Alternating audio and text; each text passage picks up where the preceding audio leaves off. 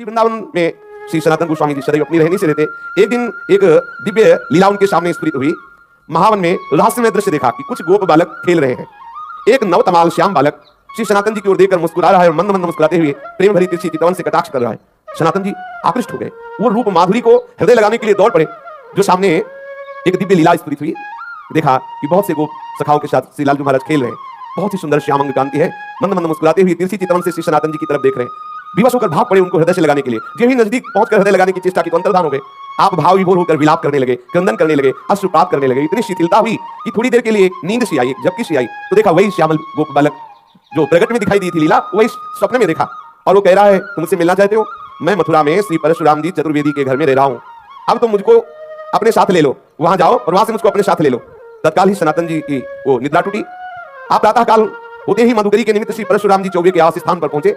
वहां आपको उस बालक का श्री ठाकुर श्री मदन मोहन के रूप में दर्शन हुआ। जब उस घर में पहुंचे तो सुंदर सिंहासन पर श्री मदन मोहन ठाकुर जी विराजमान थे। जे ही दृष्टि की तो वही बालक जो महावन में गुप्त सखाओं के साथ खेलते देखा, जो स्वप्न में आदेश देते देखा, वही देखा कि ठाकुर मदन मोहन जी के रूप में विराजमान है। ओहो, ये तो ठाकुर मदन मोहन जी हमारे साथ ऐसी लीला कर रहे थे। आप एक दर्शन करते हुए आसक्त चित्त हुए। आप वैसे तो एक दिन मधुकरी लाते और ठाकुर जी को अर्पित करके कई दिन तक प्रसाद रूप से उसको पाते, फिर कई दिन बाद मधुकरी को जाते। लेकिन मदन मोहन जी के दर्शन के लोभ से आप प्रतिदिन उसी घर में जाने लगे माधुकरी के लिए। और मदन मोहन जी के दर्शन करते और घंटों खड़े दर्शन करते हुए अश्रुपात करते रहते। एक दिन घर की वृद्धा माता ने देखा कि नेत्र में नेत्र मिलाए हुए ठाकुर के घंटों खड़े हैं, अश्रु प्रवाह हो रहा है। आपकी ऐसी प्रेममयी दशा देख के, बाबा इनको देख रहे हो? बाबा इनको मत देखो, ये सर्वनाश कर देते हैं। बहुत वैसे ठाकुर हैं। उस मैया ने कहा। तो श्री सनातन गोस्वामी ने उस मैया की तरफ देखा, बोले, सुनो, मेरा बहुत बड़ा कुटुंब था, खूब घर भरा हुआ था संपत्ति से, जन से, परंतु ये जब से आया हमारे घर में इसने सब नाश कर दिया। मेरा परिवार मिट गया, मेरी सब संपत्ति चली गई, केवल मैं अकेली रह गई। ऐसा ही होता है, अकेला ही रखता है। इसीलिए कल की चर्चा में था, पूज्यपाद श्री रूप गोस्वामी जी कहते हैं कि अगर अपने परिवार से मोह ममता हो तो श्री राधा गोविंद देव जी से आंख मत मिलाना। यदि आंख मिला लिया तो किसी काम के नहीं रहोगे। ठीक ऐसे ही श्री मदन मोहन ठाकुर जी की लीला है। उस मैया ने कहा कि सब कुछ नष्ट हो गया जब से आया है, केवल मैं अकेली रह गई हूँ। सनातन जी ने वही अश्रु प्रवाह अनुराग से भीनी हुई नेत्र कहा, माता जी तुम इसका परिचय मत दो, मैं जानता हूँ मेरी भी यही दशा हो गई है। जब से इसने नजर की तब से सब नाश हो गया। और क्या, राजमंत्री थे, नजर हुई, कहाँ पहुंचा दिया। एक गुदड़ी करवा और भाव विमगल, ये विनोद है महापुरुषों का। समस्त मलिनता माया की जो हमें घेरे हुई है, जब ठाकुर का कृपा कटाक्ष होता है तो उसे विलक करके अपनी लीला में प्रवेश दे देते हैं, जो चिदानंदमयी है, जो एक रस लीला है। ये परिवर्तनशील जगत की मोह ममता का नाश एकमात्र इनकी कृपा की ओर से होता है। जब से इनसे प्रीति की तब से मेरा सर्वनाश हो गया, श्री सनातन जी ने कहा। इसलिए नाश का अब तो कोई भय रहा नहीं, कोई बचा ही नहीं तो क्या भय। मेरे निकट जो भी था अब वर्तमान में कुछ नहीं रह गया है। ये इसी की नजर का चमत्कार है। वृद्धा ने कहा, तो भी तुम इसकी तरफ देख रहे हो? देखो, तुम्हें पसंद आ गया क्या? बोले, तो पहले से ही हम राजी है इसके नेत्रों में, पहले ही बिक चुके हैं। मैं तो वृद्ध हो चली हूं और मैं सोच भी रही थी कि अब इसकी सेवा कौन करेगा मेरे बाद, क्योंकि परिवार में तो कोई बचा नहीं।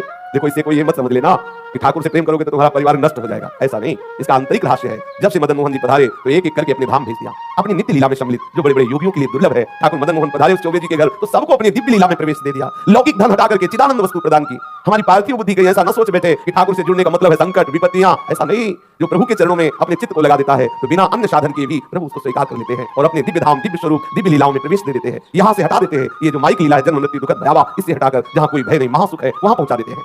वृद्धा ने कहा, बाबा मैं तो वृद्ध हो चली हूं, था मेरी यही अभिलाषा है, इनको कोई ना कोई ले जाएगा ही, मेरे से पूजा सेवा बनेगी नहीं और मैं भी उब गई हूं, इससे हमें कोई लाभ प्राप्त हुआ नहीं।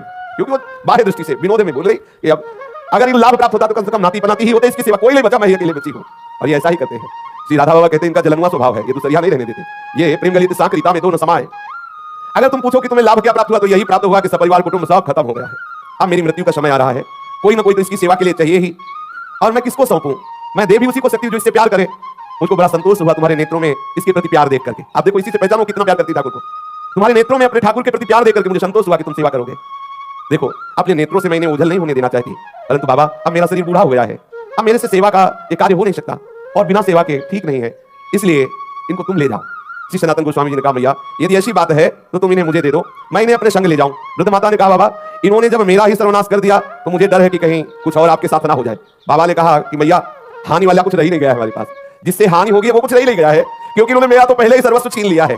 अब एक शरीर में लंगोटी है, ये गुदड़ी है, ये करवा है, जब चाहे तब छीन ले, इसका मुझे कोई भय नहीं है। बाबा श्री सनातन गोस्वामी जी श्री ठाकुर मदन मोहन जी को अनन्य भाव से, वो तो अंदर का जो प्रेम है उसी को देख करके तो ठाकुर ने आकर्षण किया है। वृद्धा माता जी अश्रु प्रवाहित होकर के ठाकुर जी को हृदय से बार बार लगा करके श्री सनातन गोस्वामी जी को दी।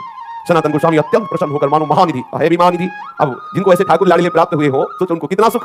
सनातन जी बहुत प्रसन्न मुद्रा में ठाकुर जी को हृदय से लगाकर श्रीधाम वृंदावन में ले आए और आदित्य टीला में श्री ठाकुर जी महाराज को विराजमान, ये लाल पत्थर का मंदिर है टीले पे, इसे आदित्य टीला कहते हैं, उनकी पर्णकुटी वही थी, वही ठाकुर जी को विराजमान किया।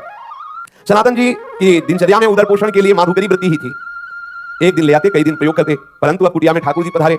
अब श्री सनातन जी श्री ठाकुर जी के भोग के लिए आटा मांग के लाते और उपला बिन लेते और उसी आटे का गोला बनाकर उपला में पका लेते और ठाकुर जी को अर्पित करते और वही प्रसाद पाते।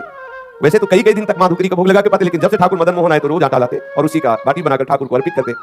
ठाकुर जी को जब भोग अर्पित करते तो ठाकुर जी मुंह बुलाते, क्योंकि चौबे जी के यहाँ मलाई रबड़ी पाले वाले प्रसिद्ध है मथुरा के चौबे, वहाँ को खूब सुंदर राजभोग चलता रहता है। आज भी है, शाम के भांग छानेंगे फिर उनका प्रसाद देखो शाम वाला। हाँ, उनके लीवर की अलग से रचना है, वो मतलब सबके पचले की बात नहीं, वो अलग होता है, भगवान बना के भेजते हैं वैसा। हमने तो सुना है, देखा तो है, लेकिन 2-2.5 किलो रबड़ी कोई ज्यादा नहीं है, ऐसा सुना है कि ऐसा है। हाँ, ऐसा सुना है कि वो जब भांग चली होती ना 2-2.5 किलो ऐसा हमने सुना। तो ठाकुर जी रबड़ी छानने वाले, अभी हाँ सूखी बाटी उसमें नमक भी नहीं, आप कुछ कह नहीं सकते, लेकिन मुंह बुलाते ठाकुर जी जो ये बाटी रखते। ठाकुर एक दिन हिम्मत करके ठाकुर जी, देख लो ये प्रेम का बल, जैसे कोई बच्चा डरता है ना बड़ों से, ऐसे ठाकुर जी डरते थे श्री सनातन गोस्वामी से। थोड़ा डरते हुए कहा, बाबा ये सूखी बाटी गले से उतरती नहीं है, आप ये जली जली बाटी हमको भोग लगाते हो, हमारा उधर भी काम नहीं कर रहा हो, गले से सरकती नहीं है, अरे इतना नमक तो डाल दिया कर, इतना नमक डाल दिया कर। श्री मदन मोहन जी के मुख से सुनकर के सनातन जी मुस्कुराए और बोले, देखो हमें महाप्रभु ने आदेश किया है कि वृंदावन वैराग्य से रहना। अब मैं समझ गया कि आप मुझे फिर फंसाना चाहते हो, चटोरा स्वभाव है आपका, वैसे ही बाल्यपन से चटोरा स्वभाव। कभी यशोदा मैया के द्वारा दिए हुए माखन से तृप्त नहीं होते थे, जब तक 10-20 घरों से गोपियों के यहाँ जाकर के बाल लीला करके 10-20 घरों से नहीं पाते। तो हमें पहले से बताया आपकी चटोरा स्वभाव है, और वैसे भी चौबे जी के यहाँ भोग लगता रहा, लेकिन ये बात समझ लो कि यहाँ ये व्यवस्था नहीं हो पाएगी। आज आप कह रहे हो कि थोड़ा सा नमक मांग के लाना, फिर कहोगे बाबा नमक तो हो गया, अगर थोड़ा घी में डुबोगे तो गला सीज जाएगा, फिर कहोगे बाबा थोड़ा मीठा बूरा मिला दो, तो हम इसी चक्कर में कहां तक व्यवस्था करेंगे। कभी तुम घी कहोगे, कभी बूरा कहोगे, तो इसलिए महाराज मैं तो महाप्रभु की आज्ञा के अनुसार ही रहूंगा वैराग्य से। और आप ये जो मांगे रख रहे हो, ये मांग आप अपना चाहो तो पूर्ण कर लो, हमारी तरफ से व्यवस्था होने वाली नहीं है, मैं वैराग्य पूर्ण ही रहूंगा। श्री सनातन गोस्वामी जी से ऐसा ठाकुर जी ने उत्तर सुना, तो उन्होंने कहा तो फिर मुझे आदेश देते हो कि मैं अपनी व्यवस्था कर लूं। ठाकुर जी ने, हाँ आप व्यवस्था अपनी कर लो, हमें कोई परेशानी नहीं है। ठाकुर जी प्रसन्न हो गए, ठीक है आप वैराग्य से रहो, हम व्यवस्था कर लेते हैं। श्री सनातन गोस्वामी जी ने श्री ठाकुर मदन मोहन जी को कह दिया कि आप अपनी व्यवस्था कर लीजिए। तो उसी समय मुल्तान देशवासी कोई रामदास जी नाम के कपूर परिवार के विशाल नौका में विविध रत्नों और सैंधव नमक, काबुल के मेवा इत्यादि भरी हुई, वैसे पहले यमुना जी से ही व्यापार आदि के लिए नौका यात्रा के द्वारा आना जाना होता था, तो वो आगरा जा रहे थे, जिसमें मेवा भरी हुई थी, सेंधा नमक भी था और विविध प्रकार के रत्न भी थे। बहुत बड़ी नौका थी, जिसे नरवाहन जी के चरित्र में आता कि 600 सैनिक तो उस जैनी की नौका की व्यवस्था में थे और बहुत सा वो व्यापार की सामग्री है। मतलब कोई ऐसी नौका नहीं कि 10-5 लोग बैठे हुए, ऐसे विशाल नौकाएं और उसमें संपत्ति। जब ठाकुर जी से कहा अपनी व्यवस्था कर लो, तो ये नीचे ही यमुना जी बहती थी, जहां से आज परिक्रमा मार्ग है, क्योंकि यमुना जी के समीप आदित्य टीला, वो आज भी जो लाल पत्थर का मंदिर, तो जो परिक्रमा मार्ग है यमुना प्रवाह उस समय, क्योंकि ऐसा प्रसंग आता है कि वहां से घड़ा लेकर के सीधे यमुना जी में कूदा चोर, ऐसी कथा आती है। तो मतलब समीप ही यमुना जी थी, वहां ही आके नौका रुक गई। अब वो बहुत प्रयास किया, नौका वहां से चली ही नहीं। अब अनेक प्रयास करने पर जब हार गया, चलने की बात किया, नौका हिली डुली भी नहीं, क्योंकि ठाकुर जी जजमान पटाना चाहते हैं। अब श्री रामदास जी कपूर परेशान हो गए, तो ठाकुर जी ही एक गोप वेश बालक का धारण करके गए और कहा, सुन ये नौका ऐसे नहीं निकलेगी, अगर तुझे नौका निकालना है तो देखो वो संत भगवान बैठे उस वृक्ष के नीचे, सनातन गोस्वामी जी के लिए कहा, वहां जा दंडवत कर कुछ मनौती मांग तो नौका निकल जाएगी, हम तुमको पक्की सलाह देते हैं। अब वो अब ये कौन बालक, वही है ठाकुर जी पटा रहे हैं, नाव रोका और भेज रहे हैं, और बिना सनातन जी के। ये देखो इनका दुलार देखो, ठाकुर कितना अपने जनों को प्यार करते हैं। वैसे ये सबके साहब हैं, लेकिन जो इनकी दास्ता स्वीकार कर लेता है वो ठाकुर अपना साहब से बना लेता है। कैसा करना में है। नरसिंह मेहता जी के लिए देखो, अपने को सेवक कहा, जब कभी आदेश हो स्वामी निसंकोच होकर आदेश करना, ये सेवक सदैव आपकी सेवा में तत्पर है। श्री द्वारिकाधीश जी ऐसा नरसिंह जी के लिए कहा। सबका साहब अपने सेवकों का सेवक बन जाता है, अपने सेवकों को साहब बना लेता है। जाकर के सनातन जी की शरण में उनसे अनुनय भी नहीं करो, तुम्हारी नाव निकल जाएगी। रामदास कपूर तत्काल जिधर उस गोप बालक ने संकेत किया था वहां गए। श्री सनातन गोस्वामी जी बैठे हुए श्री प्रिया प्रीतम के चिंतन में डूबे हुए थे। उसने आकर साष्टांग प्रणाम किया, वस्त्रपात करते हुए कहने लगा, मेरी रक्षा करो, मैं एक व्यापारी हूं, मेरी नाव फंस गई, मैंने हर उपाय करके देखा, ब्रजवासियों को बुलाकर निकालने की चेष्टा की, नहीं निकली, आप कृपा कर दो, मैं आपके पास आया हूं किसी ब्रजवासी के कहने पर। ध्यान किया सनातन गोस्वामी जी ने कि कौन ब्रजवासी ने भेजा, पता चला ठाकुर मदन मोहन ने। बोले समझ गए, अच्छा जजमान पटा लिया है। श्री रामदास जी ने जब सनातन जी से ऐसा कहा तो सनातन गोस्वामी जी ने कहा कि भैया वो बैठे पर्णकुटी में जो बैठे ना, आप जाओ उनके सामने कुछ मनौती मानो, जाके उनके सामने मनौती मानोगे तो नाव निकल जाएगी, क्योंकि जान गए कि ठाकुर जी ने ऐसी लीला की। सनातन गोस्वामी ने कहा नाव तभी निकल सकती है जो पर्णकुटी में विराजमान ठाकुर जी है उनके सामने कुछ निवेदन करो जाके। श्री रामदास जी ठाकुर जी मदन मोहन के सामने गए, देखते ही आसक्त हो गए, इतना सुंदर रूप ठाकुर श्री मदन मोहन जी का। और जैसे कोई संकल्प करवा रहा हो, वो कोई चेष्टा नहीं करे, अंदर से आया नौका निकल जाए तो जितने रत्न जितने मेवा में सब बिकने के बाद इससे मंदिर बनवा देंगे और आपके भोग राग की व्यवस्था कर देंगे। बस आए, सहज में नाव निकल गई, कोई धक्का भी ज्यादा नहीं लगाना पड़ा, क्योंकि रोका जिसलिए था इसीलिए रोका था। अब श्री रामदास कपूर जी सब सामान की बिक्री करके रत्न आदि को लेकर के आए और मदन मोहन जी का लाल पत्थर का जो मंदिर है उन्होंने निर्माण कराया और समुचित श्री मदन मोहन जी के राग भोग की व्यवस्था की। स्वयं ठाकुर जी ने अपने मंदिर को बनवा लिया और अपनी भोग व्यवस्था कर ली। सनातन जी सदैव अपने स्वरूप चिंतन में मगन रहते, निरंतर श्री प्रिया प्रीतम के चिंतन में मगन रहते। एक श्री कृष्णदास जी ब्रह्मचारी नाम के इनके शरणागत हुए, जिनको उन्होंने मदन मोहन जी की सेवा पूजा कार्य में रखा और आप तो सदैव लीला चिंतन में डूबे रहते। आज श्री मदन मोहन ठाकुर जी करौली राजस्थान में विराजमान है। श्री सनातन गोस्वामी जी का नित्य प्रति का नियम था वृंदावन से पैदल जाना श्री गोवर्धन जी की परिक्रमा करके पैदल आना कितना कठिन। अपने गिरिराज जी की परिक्रमा होने के बाद तो 10 कदम भी पैदल चलने की सामर्थ्य नहीं रह जाती। देखो कैसे महापुरुष यहाँ से पैदल जाते, गिरिराज जी की परिक्रमा देकर के पैदल आते। श्री ठाकुर जी ने जब देखा कि इनका शरीर बहुत वृद्ध हो गया है, फिर भी इनका नियम दृढ़ है, तो कहा कि अब आप मत आया करो, आपका शरीर वृद्ध हो गया है। तो उनका रहा नहीं जाता, ये प्रीति है, रहा नहीं जाता बिना परिक्रमा के, बिना आपके दर्शन के।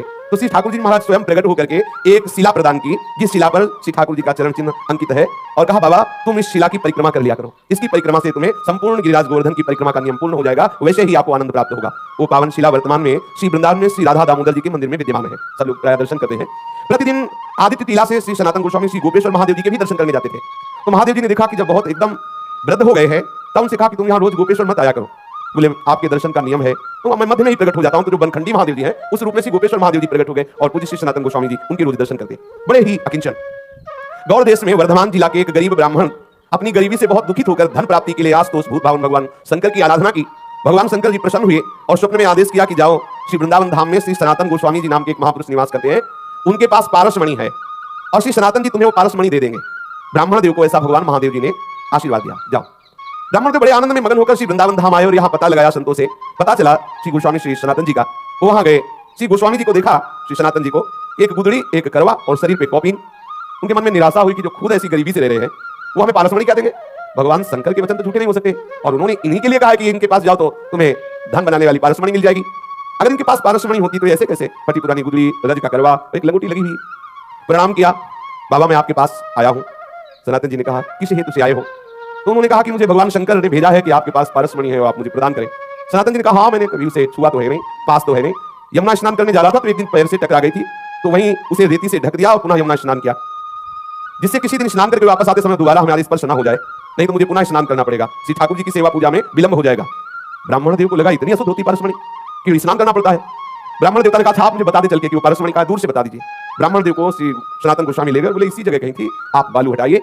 तो ये भी वहां बालू हटाई, थोड़ी देर में ही तो देखा चमकती हुई पारसमणि। ब्राह्मण को लगा मैं परीक्षा करके देखूं कि कोई चमकदार पत्थर है या पारसमणि है। तो एक लोहे की कील में स्पर्श किया, तत्काल वो स्वर्ण की हो गई। बड़ा मन प्रसन्न हुआ कि भगवान शंकर का वरदान साक्षात्कार हुआ। परंतु द्वितीय उसके विचार तत्काल आया, एक मन में तो प्रसन्नता हुई, तत्काल द्वितीय विचार आया कि ये कैसे संत है, इतनी कीमती वस्तु को इतनी दूर किए हुए, जिसके लिए मैं आनंदित हुआ उसके लिए इनके हृदय में ऐसी उपेक्षा। सनातन जी इस अमूल्य पारसमणि का त्याग क्यों किए हुए थे, और इतना त्याग कि शरीर से स्पर्श हो जाए तो यमुना स्नान करना पड़ेगा। मुझे लगता है कि इनको पता नहीं कि ये पारसमणि क्या होती है। अगर ये ऐसा जानते होते तो इसको ऐसे क्यों रेत में फेंके होते, और इसमें क्या दोष है जो इन्होंने स्नान करने की बात सोची। ब्राह्मण देव अपने मन की असमंजसता में विचार किया कि इन्हीं से पूछे, तो पुनः लौट करके श्री सनातन जी को प्रणाम किया और कहा महाराज मेरे हृदय में एक प्रश्न है कि इतनी कीमती मणि आप अपने समीप क्यों नहीं रखा, और इसके स्पर्श करने पर स्नान करना क्या पवित्रता इसमें है। ब्राह्मण को इस तरह बोलते हुए देख करके श्री सनातन गोस्वामी ने कहा कि बहुत दुर्गुण है इस पारसमणि में, न जाने कितनी मलिनताएं छुपी हुई है, क्योंकि जब धन बढ़ेगा अहंकार बढ़ेगा, दोष बढ़ेंगे, भगवत चिंतन छूटेगा, बहुत प्रकार के दोष हैं, इसलिए इसका कहीं रजोगुण प्रभाव कहीं किसी भी तरह से हमारे भजन में विक्षेप न डाले, इसलिए इसको दूर रखते हैं। और ये हमारे लिए मणि पत्थर से बढ़कर कुछ नहीं है, क्योंकि हमारे पास जो मणि है उस मणि के सामने है ही क्या। तो तत्काल ब्राह्मण बोला महाराज आपके पास कौन सी मणि है? बोले इंद्र नीलमणि श्याम मनोहर, श्री लाल बिहारी श्याम सुंदर रूपी मणि हमारे पास है। ये क्या? उसे तत्काल श्री सनातन गोस्वामी के चरणों में प्रणाम किया, महाराज फिर आप ऐसी अपवित्र मणि हमें क्यों देंगे, अब आप कृपा करो वही मणि दो जो आपके पास है। तब उन्होंने कहा किसे फेंको यमुना जी में और यमुना स्नान करके आओ, तुम अधिकारी हो, क्योंकि भगवान आशुतोष शिव की कृपा तुम्हारे ऊपर हुई। तुम्हें पारसमणि लेने के लिए नहीं भेजा, वो हमारे पास भेजा इसी इंद्र नीलमणि श्याम मनोहर के लिए ही है, पर तुम्हें विश्वास हो जाए, तुम्हारी समझ में आ जाए कि पारसमणि को भी त्यागने की सामर्थ्य श्री श्याम सुंदर के चरण अनुरागियों में होती, इसलिए लीला कराई।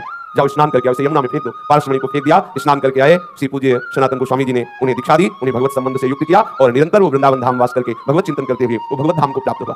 विक्रम संवत 1615 सप्त गोस्वामी ग्रंथ के आधार पर विक्रम संवत 1611 आषाढ़ पूर्णिमा के दिन प्रातः काल श्री सनातन गोस्वामी पाद जी ने नित्य निकुंज लीला में प्रवेश किया।